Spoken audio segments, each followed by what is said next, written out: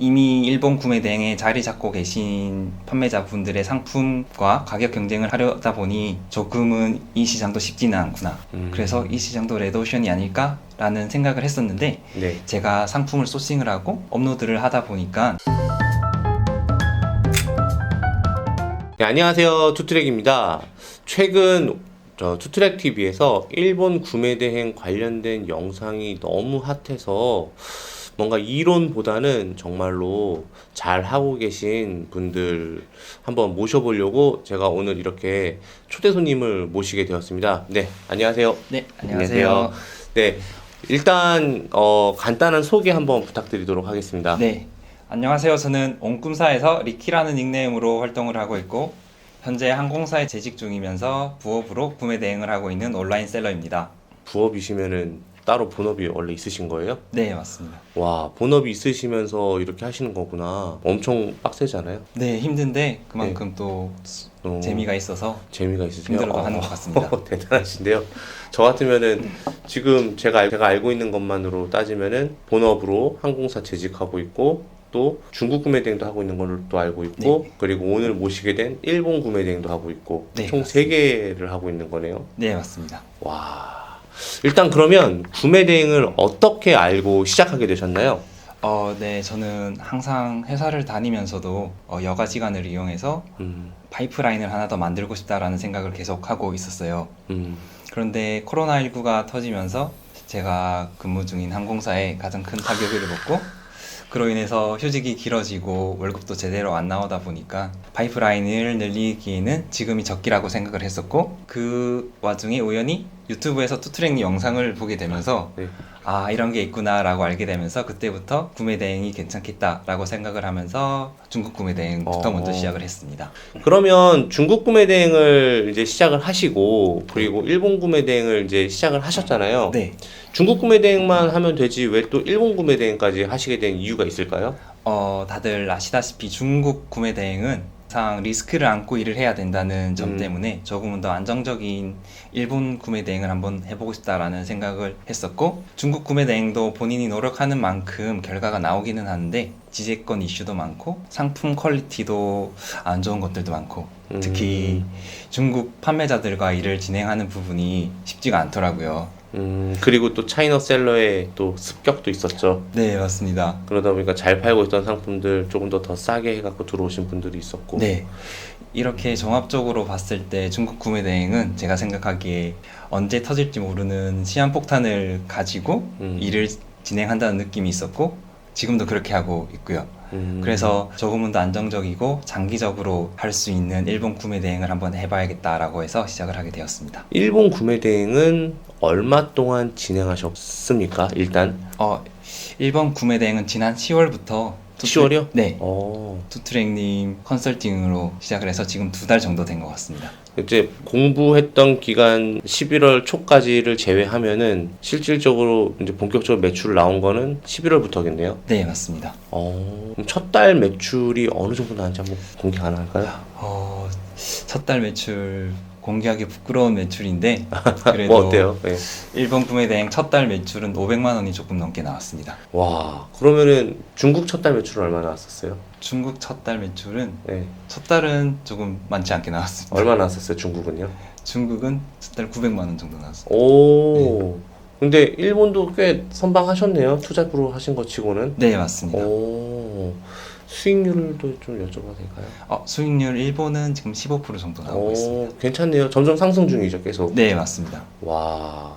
12월 지금 며칠 안 됐어요. 한 9일 정도 됐는데 지금까지 얼마? 지금까지 지금 100만 원 조금 넘게 나왔습니다. 뭐 나쁘지 않네요. 네. 네, 쏠쏠하네요. 네, 여러분. 지금 여러분들이 생각하는 것처럼 일본 구매 대행이 그렇게 어렵지는 않아요. 하지만 방법이 좀 어려울 뿐이지. 하지만 제가 생각할 땐 나쁘지 않은 것 같거든요. 정말 대단하신데요? 와. 제가 알고 있기로는 500만 원 조금이 아니라 600만 원 조금 아니에요? 네, 맞죠? 네. 600만 원 거의 근처에 나온 걸로 저는 그렇게 알고 있어요. 그렇죠? 네. 그러면 저하고 같이 일본 구매 대행을 공부하기 전에 네. 일본 상상과 그리고 이후에 지금 실제로 이루어졌을 때 처음에 공부하기 전에는 막연하게 이런 생각이 들었을 거 아니에요. 일본은 이럴 것이다. 네. 근데 하고 나니까 이렇더라. 좀 이렇게 BNF로 한번 얘기해 주실 수 있겠어요? 일본 구매 대행을 시작하기 전에는 앞서 말한 것처럼 지재권 이슈도 적을 것이고 상품 퀄리티도 좋을 것이고 중국보다 배송이 빠를 것이다 라고 상상을 했었는데 이 부분은 크게 다르지 않았던 것 같아요. 아, 맞다 이거죠? 네, 다만 가장 큰 차이점이 있었던 거는 제가 생각했던 가격적인 부분에서 이미 자리를 잡고 계신 분과 가격 경쟁하는 거에 있어서 조금 어려웠던 부분이 있었던 것 같아요. 하지만 그런 부분도 충분히 해결할 수 있는 부분도 있으니까요. 네, 맞습니다. 네. 자, 그러면 지금 이제 일본을 첫 달 하고 열흘 정도 하신 건데, 일본 구매 대행은 리키님이 생각하실 때 블루오션인가요? 레드오션인가요? 제가 일본 구매 대행을 시작하기 전에는 중국 구매 대행보다 판매하시는 판매자분들이 적다는 것을 들었기 때문에 블루오션이라고 생각을 했었는데 막상 시작을 하고 보니 이미 일본 구매 대행에 자리 잡고 계신 판매자분들의 상품과 가격 경쟁을 하려다 보니 조금은 이 시장도 쉽지는 않구나. 그래서 이 시장도 레드오션이 아닐까? 라는 생각을 했었는데 네. 제가 상품을 소싱을 하고 업로드를 하다 보니까 매출이 발생하고 그리고 점점 매출이 상승하는 것을 보고 난 뒤로부터는 제가 최선을 다하는 곳에서는 어디든 블루오션이 될 수 있다라는 생각이 들어서 저는 지금은 블루오션이라고 생각을 합니다. 그때 제가 말씀드렸던 수요도 많고 공급도 많은 것도 어떻게 보면은 이 상품 정말 베스트 상품이야 라고 했던 것들은 어떻게 보면 진짜 레드오션 상품이에요. 그쵸? 네, 맞습니다. 그런데 수요도 적고 공급도 적은 그런 상품들은 솔직히 진짜 해볼 만해요. 네. 그래서 일본 구매 대행을 접근할 때는 키워드의 경쟁 강도가 아니라 상품의 경쟁 강도를 사실 보고 가는 게 맞다고 보고 있는데 이 부분을 잘 캐치하신 것 같습니다. 자, 그러면 지금 이제 한 달하고도 조금 지났지만은 네. 일본 구매 대행을 진행하시면서 가장 어려웠던 것은 뭐고 그리고 어떻게 극복하고 계신가요? 가장 어려웠던 부분은 제가 아직 일본 구매 대행에 익숙하지 않았다는 일본어 할 줄 아세요? 아니요, 못합니다. 거봐. 익숙하지 않았던 점이 가장 어려운 부분이었던 것 같아요. 일본의 다양한 사이트에 들어가는 것에서부터 상품을 선택하고 업로드하는 이 모든 과정이 아직은 익숙치 않아서 저에게는 가장 크게 어려움으로 느껴지는데 그래도 이거를 극복하기 위해서는 절대적인 시간이 필요하다고 생각을 하고 있거든요. 그래서 제가 이거를 극복하기 위해서 더 많은 시간을 일본 구매 대행에 투자를 하면서 일이 저한테 익숙해지게끔 지금 하고 있습니다. 솔직히 일본 구매 대행은 중국하고는 다르게 한번 이렇게 올라가는 매출은 쉽게 잘 안 떨어질 것 같다는 느낌도 살짝 들지 않나요? 네, 맞습니다. 네, 중국은 진짜 최신 상품이 쏟아지잖아요. 네. 그래서 매번 업로드를 하지 않으면 솔직히 다음 달에는 솔직히 내가 등록했던 상품이 이전 상품이 돼버리기 때문에 매출이 떨어질 우려도 있지만 일본 같은 경우는 상품이 많이 나오는 거는 아니니까. 네. 그리고 그런 것도 있잖아요. 사실 지금 일본은 수동으로 올려야 되는 부분이 있잖아요. 네, 맞습니다. 그거 처음에 저랑 같이 할 때 진짜 피똥 쌌죠. 네, 장난 아니죠. 맞습니다. 네. 근데 일본은 한 20% 정도는 그래도 확실히 수동으로 올려야 되고 네. 나머지 한 80%는 뭐 소프트웨어를 이용해도 상관이 없다고 누누이 말씀드렸잖아요. 네, 맞습니다. 그런데 수동으로 올리는 부분에서 아직은 20%를 채워야 되는 시간이니까 네. 그 부분을 좀 많이 올리셔야 되는 부분이 있죠. 네, 맞습니다. 상품 몇 개나 올리셨어요? 지금 300개 조금 넘게 올렸습니다. 야, 300개밖에 안 올렸는데 매출이 600 가까이 나왔다. 근데 사실 300개도 아니었을 거 아니에요, 그때는. 네, 맞습니다. 그렇죠. 네. 확실히 타점이 높아요, 일본은요. 네. 예, 그게 되게 일본의 장점인 것 같은데 수동으로 할 때 어떤 부분이 진짜 제일 힘들었어요?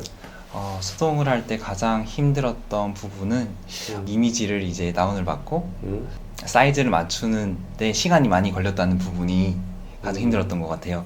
빨리 많이 올리고 싶은데 이게 시간이 걸리다 보니까 정해진 시간에 제가 생각했던 것만큼 올리지 못한 부분이 가장 힘들었던 것 같습니다. 맞아요. 중국 구매 대행 하시는 분들은 대부분 자동에 익숙해져 있거나 네. 혹은 일본 구매 대행을 처음 접하시는 분들도 이런 온라인 비즈니스를 처음 하시는 거기 때문에 상품을 업로드 하는데 수동으로 하는 게 사실 진짜 쉽지 않을 거예요. 그런데 그 시간은 극복해야 되는 부분이라고 생각을 해요. 어려울 수밖에 없는 거예요. 그 부분을 여러분들이 극복을 하셔야지만 사실 자동을 쓸 수도 있고 그리고 수동을 올리면서 좋은 점이 뭐예요? 공부를 하게 되잖아요. 네, 맞습니다. 상품에 대한 공부, 상품에 대한 노하우 알게 되죠.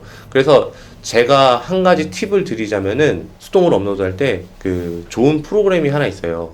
이게 저희하고는 뭐 상관이 없는 거고 첫 달은 무료이기 때문에 여러분들 추천을 드리는 건데 바로 뭐죠? 넥스트 엔진. 네, 넥스트 엔진 괜찮더라고요.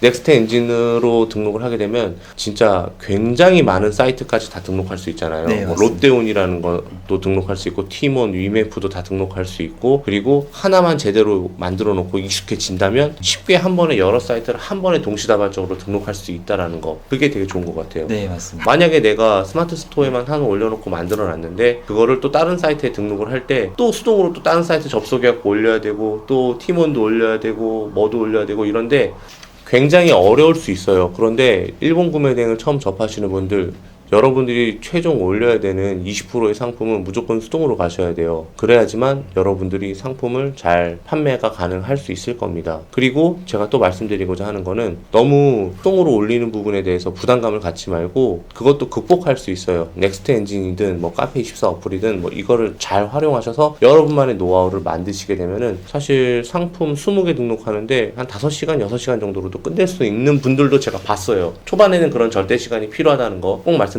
싶었습니다. 자, 그러면 한 달 반 동안 어떻게 되면은 이거를 이제 계속 하다 보니까 이제 본인만의 노하우가 좀 있을 거 아니에요. 혹시 그거 조금만 오픈해 줄 수 있을까요? 저만의 아직은 노하우라고 하기에는 민망한데 네. 그래도 노하우라고 제가 말하고 싶은 부분은 초반에 욕심을 부리지 않는 게 가장 큰 중요하다고 생각을 합니다. 예를 들면은 오늘은 30개를 올려야지 30개 절대 못 올리잖아요. 네네네. 네. 그런 부분도 있고 네. 일본 구매 대행도 카테고리를 다양화하고 다양한 상품을 올릴수록 매출이 많이 나온다고 다들 알고 계시는데 초반부터 모든 카테고리를 다 하겠다 라고 생각을 하시면서 이렇게 진행을 하시면 쉽게 지치고 조급해질 수 있을 것 같아요. 그래서 저는 조금 욕심을 내려놓고 2-3개 카테고리 위주로 상품을 업로드를 하고 있고 그리고 어느 정도 매출이 나왔을 때 그때부터 이제 점점 다양하게 카테고리를 형성해 나가면 매출이 점점 더 상승할 수 있을 거라고 확신을 하고 있습니다. 그러니까 예를 들어서 뭐 가공식품 카테고리를 하고 있다. 그러면 이걸 어느 정도 끝내놓고 네. 그리고 매출도 나오는 거 눈으로 보고 네. 이제 안 나오면 또 거기 또 이제 수정도 하고 이렇게 하고 네. 그 다음에 잘 나오게 되면은 이제 뭐 장난감을 가든 의류를 가든 스포츠를 가든 이렇게 확장하신다는 네. 거죠. 되게 좋은 방법인 것 같아요. 한 가지 카테고리에서 이게 많이 올릴수록 공부가 또 많이 되는 것 같더라고요. 일본 브랜드 정말 많이 알게 됐죠. 네, 진짜 맞습니다. 별의별 브랜드가 많죠. 네. 그쵸. 네, 그리고 또 한 가지의 노하우가 있다면 인기 브랜드 상품도 업로드를 하는데 그 상품과 유사한 상품을 제가 또 찾아서 업로드를 하다 보니까 그 상품도 많이 판매가 되는 경향이 있더라고요. 예를 들면은 뭐 인기 상품에 어떤 상품을 갖고 왔는데 네. 유사한 게 어떤 게 예를 들 수 있을까요? 만약에 캠핑에 식기 상품이 인기 상품이 있으면 예. 다른 브랜드의 식기도 올려보니까 일본에서 또 다른 유명한 네. 아, 그래서 같은 카테고리에 비슷한 상품들이 이제 다양하게 나가다 보니까 매출을 조금 더 올릴 수 상승을- 있다. 네. 이거 약간 그거네요. 1등만 하는 게 아니라 2등, 3등도 올린다. 네, 이런 맞습니다. 거네요. 네. 우리가 눈으로 보이는 건 1등만 보이지만 2등, 3등도 분명히 수요는 있다. 네. 하지만 공급자가 많이 없기 때문에 그렇다. 이거죠. 네, 맞습니다. 저 같은 경우는 여러분들이 소싱이 사실 가장 어려울 것 같은데 저라면 이렇게 할 것 같아요. 내가 일단 일본 브랜드에 대한 공부가 완전히 덜 하단 말이에요. 그쵸? 그래서 일단은 일본 브랜드에 대한 공부를 하려면 타 스토어에서 주력으로 팔고 있는 카테고리들을 한번 정리를 해볼 것 같아요. 그래서 가장 사람들이 많이 팔고 있는 카테고리부터 시작해서 조금씩 공부해 나가는 게 훨씬 효율적인 방법이라고 생각을 하거든요. 저 같은 경우도 그렇게 카테고리를 여러 개 하다가 이제는 정말 잘 팔리는 카테고리가 몇 개씩 정해져요. 그러면 이제 그걸 더 집중적으로 하게 되더라고요. 그렇게 한번 해보시면 또 좋은 방법인 것 같다는 생각이 네, 들어요. 맞습니다. 네. 그리고 또 하나 있어요. 일본은 대체 불가제 상품들이 되게 많아요. 네. 뭐 예를 들어서 한국의 어떤 상품을 대체하면 되겠지 이렇게 안 되는 게 되게 많아요. 특히 그런 부분을 여러분들이 좀 공부를 하셔서 했으면 좋겠어요. 그게 또 제 노하우 중에 하나라고 말씀드릴 수 있을 것 같아요. 네. 네. 그러면 오늘 마지막으로 구매 대행을 처음 입문하신 분들 중에서 일본을 선택하시려고 하시는 분들 네. 이런 분들 생각보다 많이 망설이시거든요. 네. 그런 분들을 위해서 한 말씀 부탁드린다면 그분들에게 지금 당장 시작하셨으면 좋겠다라는 말씀을 드리고 싶어요. 지금 진입을 하셔도 늦지 않다라고 생각을 하고 있거든요. 그 이유는 시장이 점점 커져가고 있고 시대도 계속해서 빠르게 변화하고 있기 때문에 특정한 한 상품이 영원할 수는 없다고 생각을 해요. 그리고 새로운 상품이 계속 꾸준히 나오고 그 상품이 스터디셀러가 또 될 수 있고 그런 상품을 계속해서 만들고 찾아가다 보면 이 시장도 지금도 그렇고 앞으로도 계속 블루오션일 수 있겠다라는 생각을 했고 이렇게 시장에 초보 셀러분들이 진입을 해서 여기에서 꾸준히 공부를 하시고 실력을 쌓아가다 보시면 언젠가는 그 노력에 대한 보상을 받을 수 있는 사업이라고 생각을 하기 때문에 저도 끝까지 포기하지 않고 할 예정이고 이 영상을 보시는 분들께서도 지금 당장 시작을 하셔서 한번 같이 해보셨으면 좋겠습니다. 중국 구매 대행하고 다르게 일본 구매 대행은 확실히 자리 잡으면은 사실 밑으로 잘 안 떨어져요. 그리고 지재권 이슈도 거의 없고, 제가 지금 말씀드리고 있는 지재권 이슈는 뭐냐면요, 로컬 브랜드 위주로 올리시면 된다는 말씀이에요. 글로벌 브랜드 뭐 나이키, 아디다스 이런 정말 유명한 세계적인 글로벌 브랜드를 올리게 되면 사실 요즘 플랫폼들이 얼마나 민감해요. 가품 이슈 많고 정품 유통 단계 아닌 것 같고 다 잡아내고 그러잖아요. 그런데 로컬 브랜드 있잖아요. 일본의 자체 브랜드, 그런 것들은 사실 여러분들이 공부를 조금 하셔서 올리시게 되면은, 첫 번째 대체 불가제 상품 있고요. 그런 상품들 여러분들이 하게 되면은 소싱하는 사람이 많이 없어요. 그래서 그런 브랜드들을 여러분들이 하게 되면은 굉장히 하길 잘했다 생각을 하실 겁니다. 천천히 성장하고 위험성 없는 구매 대행은 사실 일본이라고 생각을 하거든요. 중국처럼 막 이것저것 막 넣어갖고 폭발해갖고 어느 날 한순간에 스토어가 날아가고 물거품이잖아요. 그러니까 천천히 일본도 그렇게 준비를 해보시면은, 저는 솔직히 이렇게 투잡, 쓰리잡으로 하시는 분들은 한 달에 그래도 한 3, 400 정도만 벌어도 나쁘지 않지 않나요? 네, 맞습니다. 그 일본에서만? 네. 그쵸.